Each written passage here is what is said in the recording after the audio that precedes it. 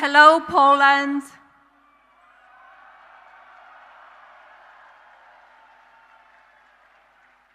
Thank you very much.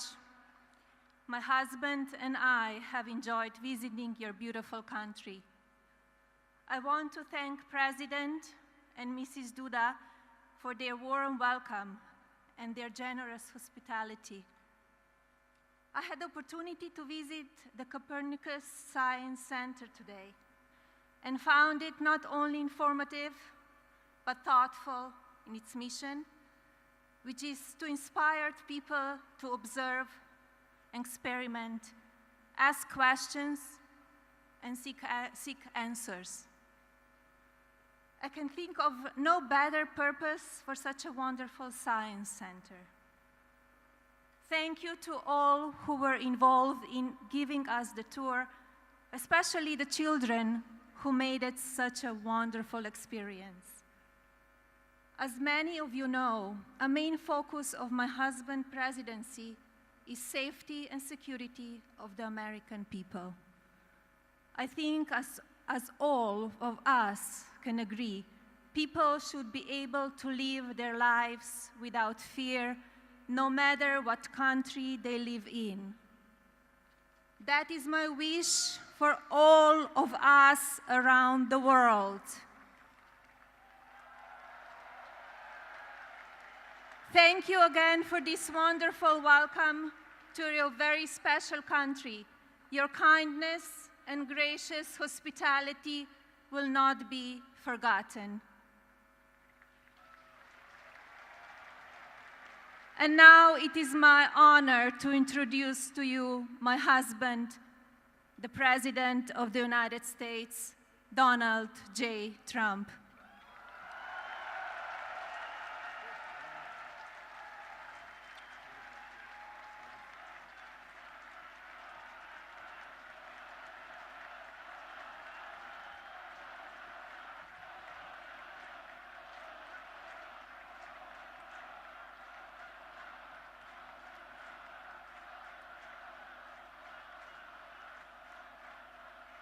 Thank you very much. That's so nice.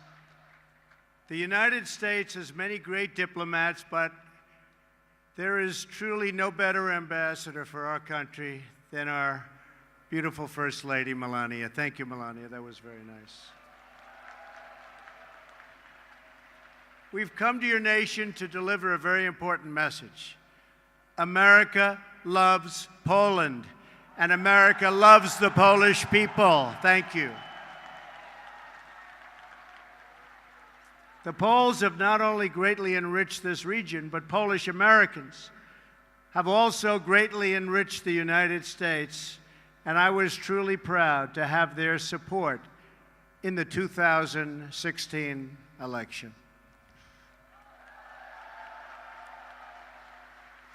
It is a profound honor to stand in this city by this monument to the Warsaw Uprising and to address the Polish nation that so many generations have dreamed of, a Poland that is safe, strong, and free.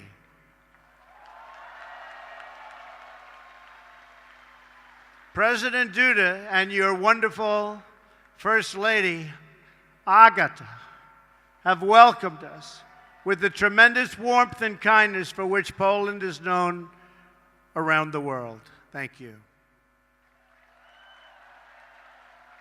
I sincere, and I mean sincerely, thank both of them, and to Prime Minister Shedwo, a very special thanks also. We are pleased that former President Lech Walesa, so famous for leading the Solidarity movement, has joined us today also. Thank you. Thank you. Thank you.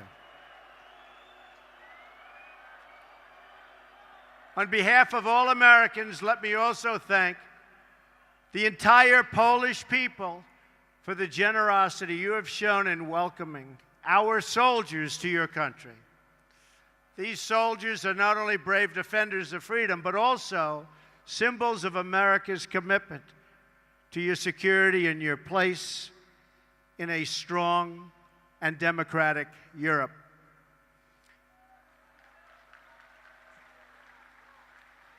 We are proudly joined on stage by American, Polish, British, and Romanian soldiers. Thank you. Thank you. Great job. President Duda and I have just come from an incredibly successful meeting with the leaders participating in the 3 Cs initiative. To the citizens of this great region, America is eager to expand our partnership with you. We welcome stronger ties of trade and commerce as you grow your economies. And we are committed to securing your access to alternate sources of energy, so Poland and its neighbors are never again held hostage to a single supplier of energy.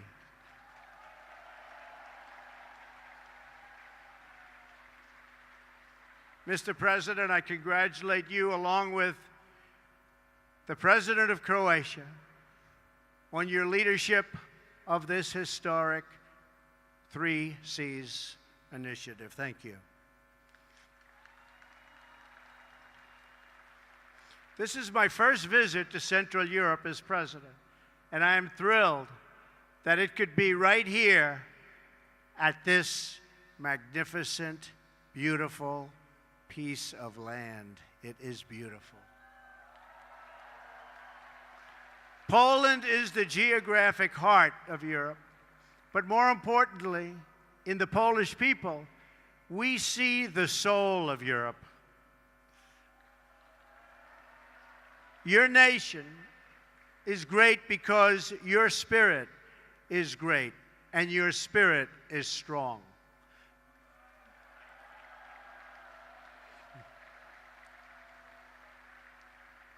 For 2 centuries, Poland suffered constant and brutal attacks. But while Poland could be invaded and occupied, and its borders even erased from the map, it could never be erased from history or from your hearts. In those dark days, you have lost your land, but you never lost your pride. So it is with this true admiration that I can say today that from the farms and villages of your countryside to the cathedrals and squares of your great cities, Poland lives, Poland prospers, and Poland prevails.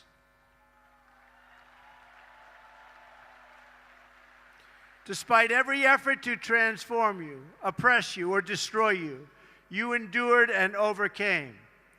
You are the proud nation of Copernicus. Think of that.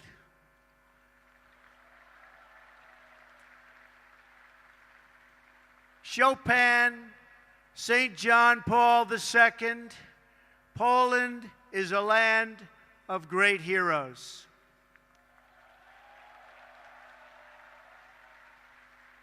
And you are a people who know the true value of what you defend. The triumph of the Polish spirit over centuries of hardship gives us all hope for a future in which good conquers evil and peace achieves victory over war. For Americans, Poland has been a symbol of hope since the beginning of our nation. Polish heroes and American patriots fought side by side in our War of Independence and in many wars that followed. Our soldiers still serve together today in Afghanistan and Iraq, combating the enemies of all civilization. For America's part, we have never given up on freedom and independence as the right and destiny of the Polish people, and we never, ever will.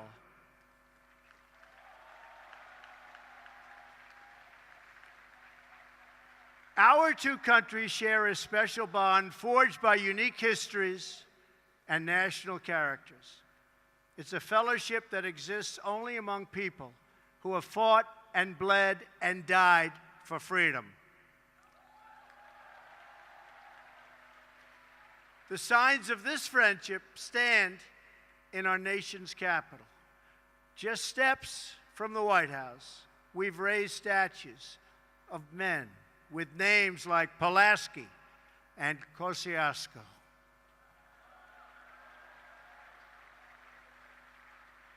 The same is true in Warsaw, where street signs carry the name of George Washington and a monument stands to one of the world's greatest heroes, Ronald Reagan.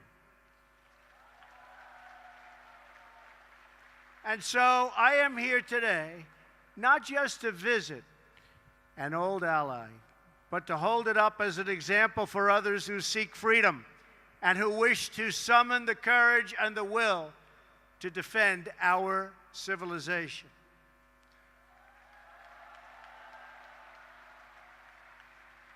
The story of Poland is the story of a people who have never lost hope, who have never been broken, and who have never, ever forgotten who they are.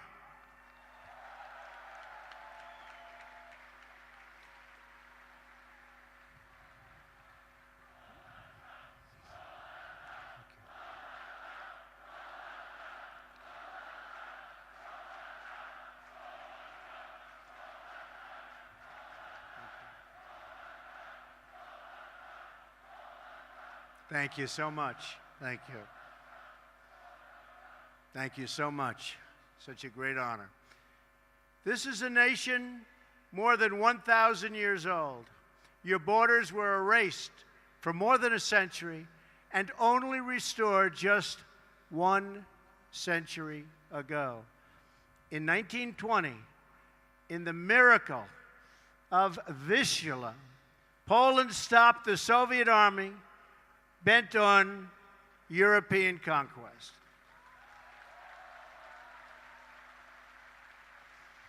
Then, 19 years later, in 1939, you were invaded yet again, this time by Nazi Germany from the west and the Soviet Union from the east. That's trouble. That's tough. Under a double occupation, the Polish people endured evils beyond description. The Katyn Forest Massacre, the occupations, the Holocaust, the Warsaw Ghetto, and the Warsaw Ghetto Uprising, the destruction of this beautiful capital city, and the deaths of nearly 1 in 5 Polish people. A vibrant Jewish population, the largest in Europe, was reduced to almost nothing after the Nazis systematically murdered millions of Poland's Jewish citizens, along with countless others during that brutal occupation. In the summer of 1944, the Nazi and Soviet armies were preparing for a terrible and bloody battle right here in Warsaw. Amid that hell on earth, the citizens of Poland rose up to defend their homeland. I am deeply honored to be joined on stage today by veterans and heroes of the Warsaw Uprising.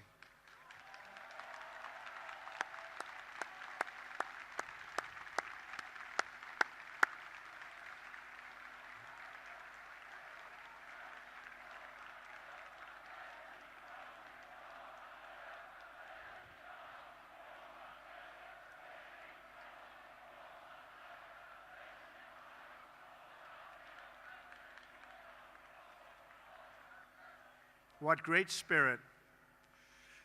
We salute your noble sacrifice, and we pledge to always remember your fight for Poland and for freedom. Thank you. Thank you. This monument reminds us that more than 150,000 Poles died during that desperate struggle to overthrow oppression. From the other side of the river, the Soviet armed forces stopped and waited. They watched as the Nazis ruthlessly destroyed the city, viciously murdering men, women, and children. They tried to destroy this nation forever by shattering its will to survive. But there is a courage and a strength deep in the Polish character that no one could destroy. The Polish martyr, Bishop Michael Kozel, said it well: more horrifying than a defeat of arms is a collapse of the human spirit. Through 4 decades of communist rule, Poland and the other captive nations of Europe endured a brutal campaign to demolish freedom, your faith, your laws, your history, your identity, indeed the very essence of your culture and your humanity. Yet through it all, you never lost that spirit.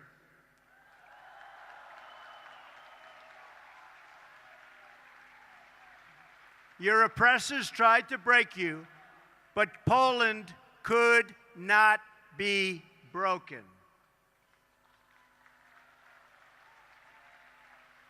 And when the day came on June 2nd, 1979, and 1 million Poles gathered around Victory Square for their very first Mass with their Polish Pope, that day every communist in Warsaw must have known that their oppressive system would soon come crashing down. They must have known it at the exact moment during Pope John Paul II's sermon, when 1 million Polish men, women, and children suddenly raised their voices in a single prayer. 1 million Polish people did not ask for wealth. They did not ask for privilege. Instead, 1 million Poles sang 3 simple words: "We want God."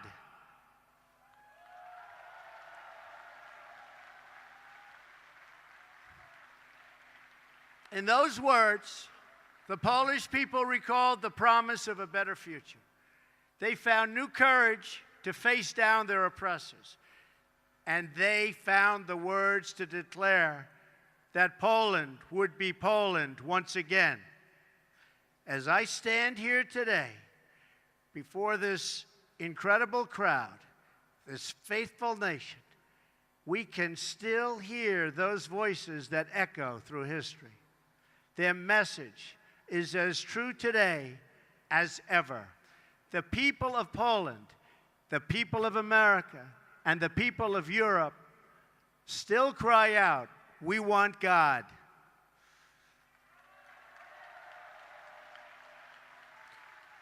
Together with Pope John Paul II, the Poles reasserted their identity as a nation devoted to God. And with that powerful declaration of who you are, you came to understand what to do and how to live. You stood in solidarity against oppression, against a lawless secret police, against a cruel and wicked system that impoverished your cities and your souls. And you won. Poland prevailed. Poland will always prevail.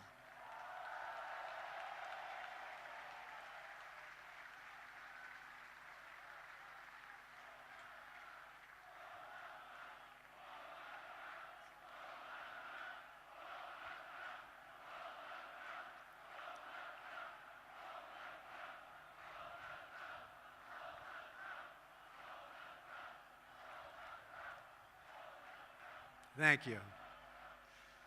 You were supported in that victory over communism by a strong alliance of free nations in the West that defied tyranny.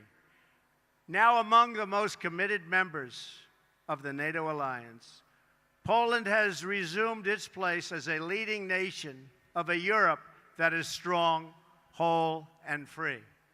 A strong Poland is a blessing to the nations of Europe, and they know that. A strong Europe is a blessing to the West and to the world.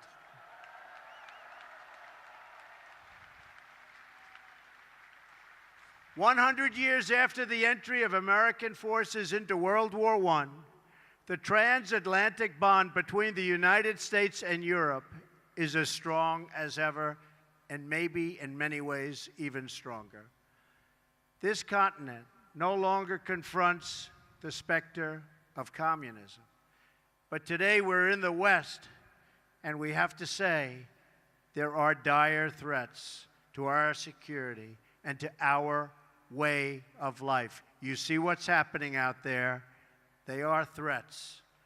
We will confront them. We will win. But they are threats.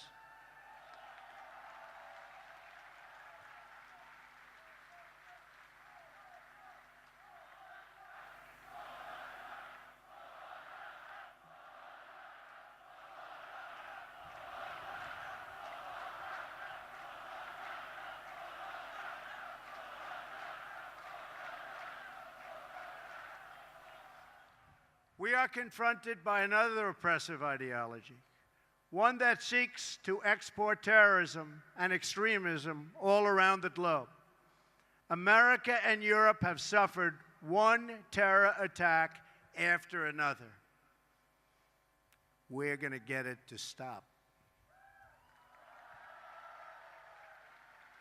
During a historic gathering in Saudi Arabia, I called on the leaders of more than 50 Muslim nations to join together to drive out this menace which threatens all of humanity.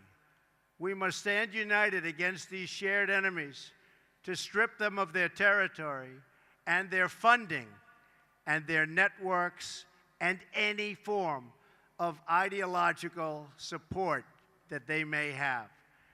While we will always welcome new citizens who share our values and love our people, our borders will always be closed to terrorism and extremism of any kind.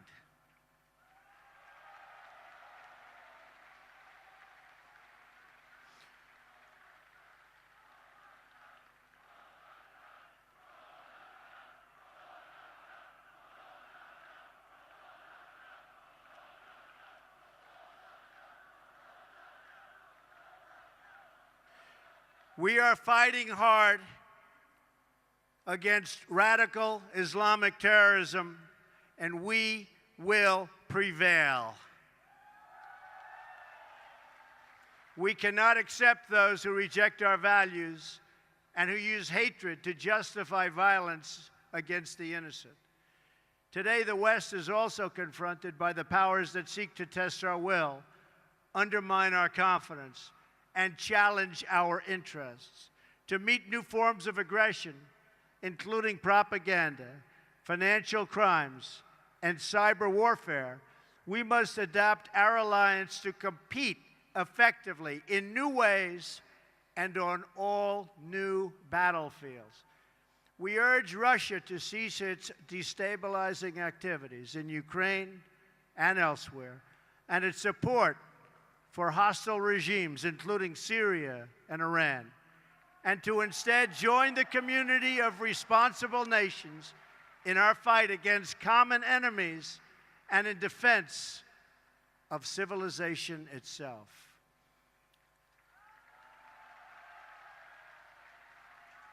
Finally, on both sides of the Atlantic, our citizens are confronted by yet another danger, one firmly within our control. This danger is invisible to some, but familiar to the Poles. The steady creep of government bureaucracy that drains the vitality and wealth of the people. The West became great, not because of paperwork and regulations, but because people were allowed to chase their dreams and pursue their destinies. Americans, Poles, and nations of Europe value individual freedom and sovereignty. We must work together to confront forces, whether they come from inside or out, from the South or the East, that threaten over time to undermine these values and to erase the bonds of culture, faith, and tradition that make us who we are.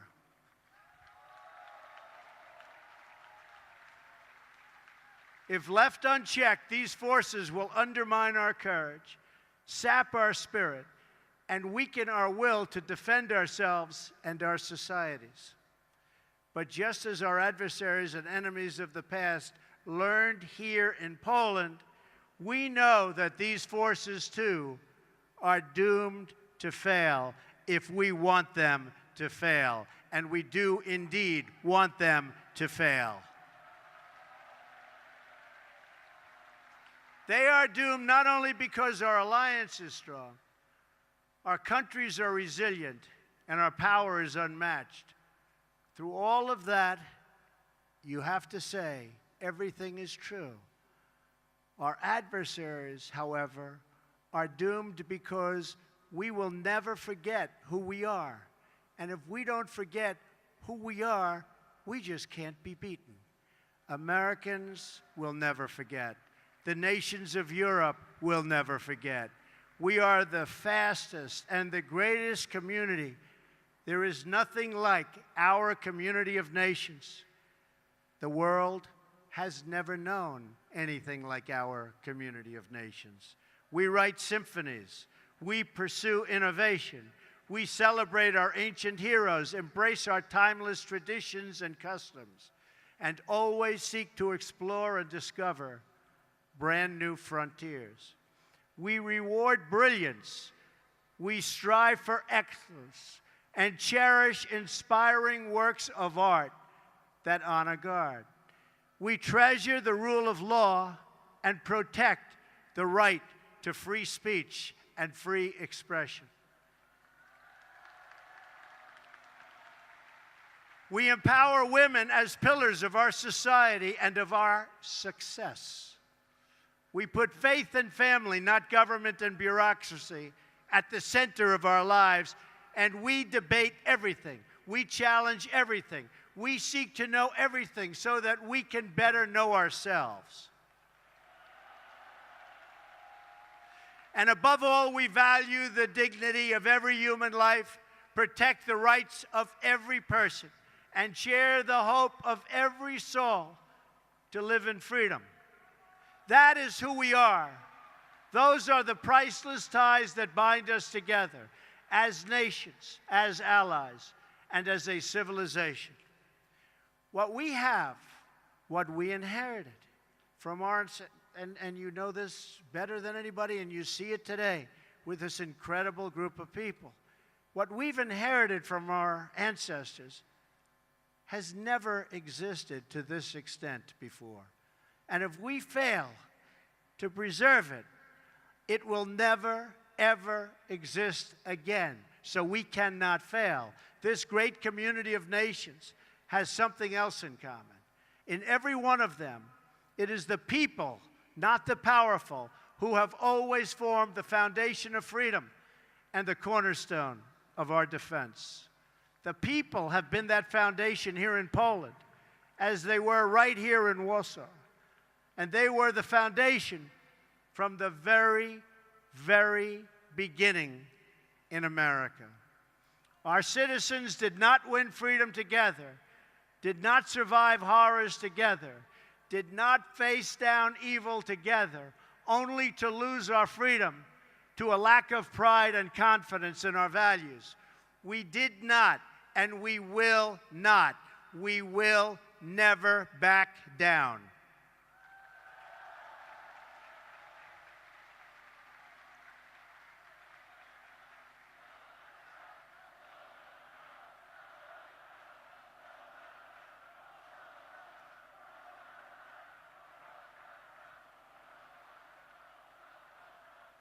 As long as we know our history, we will know how to build our future.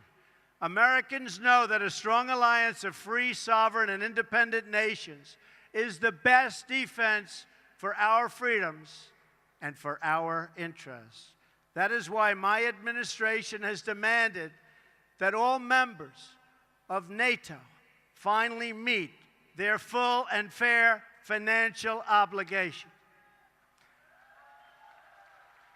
As a result of this insistence, billions of dollars more have begun to pour into NATO. In fact, people are shocked, but billions and billions of dollars more coming in from countries that, in my opinion, would not have been paying so quickly.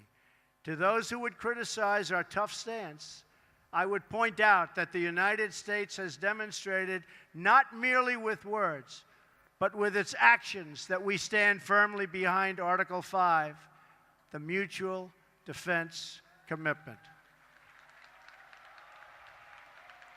Words are easy, but actions are what matters. And for its own protection, and you know this, everybody knows this, everybody has to know this, Europe must do more. Europe must demonstrate that it believes in its future by investing its money to secure that future. That is why we applaud Poland for its decision to move forward this week on acquiring from the United States the battle-tested Patriot air and missile defense system, the best anywhere in the world.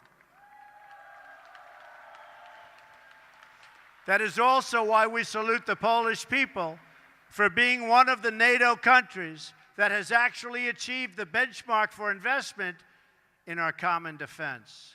Thank you, Poland. I must tell you, the example you set is truly magnificent, and we applaud Poland. Thank you. We have to remember that our defense is not just a commitment of money, it is a commitment of will. Because as the Polish experience reminds us, the defense of the West ultimately rests not only on means, but also on the will of its people to prevail and be successful and get what you have to have. The fundamental question of our time is whether the West has the will to survive. Do we have the confidence in our values to defend them at any cost? Do we have enough respect for our citizens to protect our borders? Do we have the desire and the courage to preserve our civilization in the face of those who would subvert and destroy it? We can have the largest economies and the most lethal weapons anywhere on earth.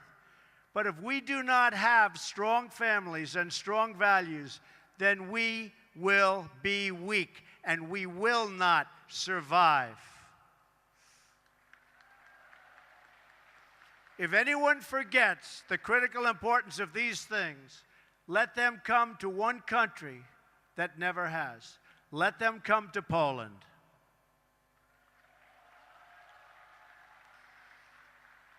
And let them come here to Warsaw and learn the story of the Warsaw Uprising. When they do, they should learn about Jerusalem Avenue. In August of 1944, Jerusalem Avenue was one of the main roads running east and west through this city, just as it is today. Control of that road was crucially important to both sides in the battle for Warsaw. The German military wanted it as their most direct route to move troops and to form a very strong front. And for the Polish Home Army, the ability to pass north and south across that street was critical to keep the center of the city and the uprising itself from being split apart and destroyed. Every night, the Poles put up sandbags amid machine gun fire, and it was horrendous fire, to protect a narrow passage across Jerusalem Avenue. Every day, the enemy forces knocked them down again and again and again. Then the Poles dug a trench. Finally, they built a barricade. And the brave Polish fighters began to flow across Jerusalem Avenue. That narrow passageway, just a few feet wide, was the fragile link that kept the uprising alive. Between its walls, a constant stream of citizens and freedom fighters made their perilous sprints. They ran across that street. They ran through that street. They ran under that street, all to defend the city. The far side was several yards away, recalled one young Polish woman named Greta. That mortality and that life was so important to her In fact, she said, the mortally dangerous sector of the street was soaked in blood. It was the blood of messengers, liaison girls, and couriers.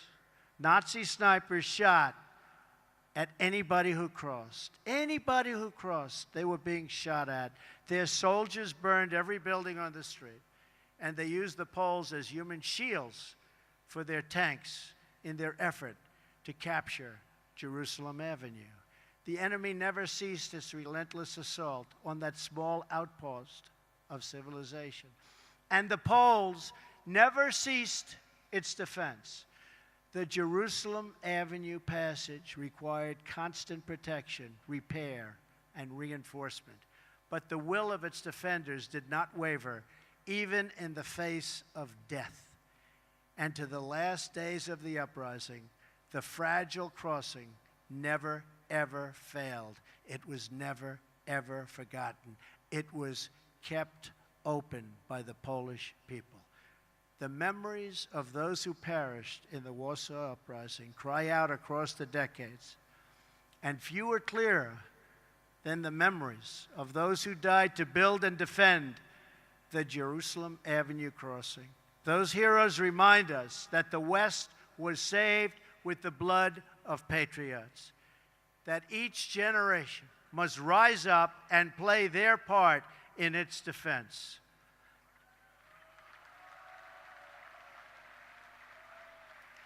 And that every foot of ground and every last inch of civilization is worth defending with your life. Our own fight for the West does not begin on the battlefield. It begins with our minds, our wills, and our souls. Today, the ties that unite our civilization are no less vital and demand no less defense than that bare shred of land on which the hope of Poland once totally rested. Our freedom, our civilization, and our survival depend on these bonds of history, culture, and memory. And today as ever, Poland is in our heart, and its people are in that fight.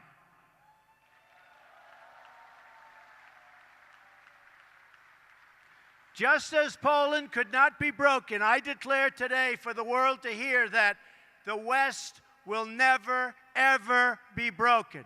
Our values will prevail, our people will thrive, and our civilization will triumph.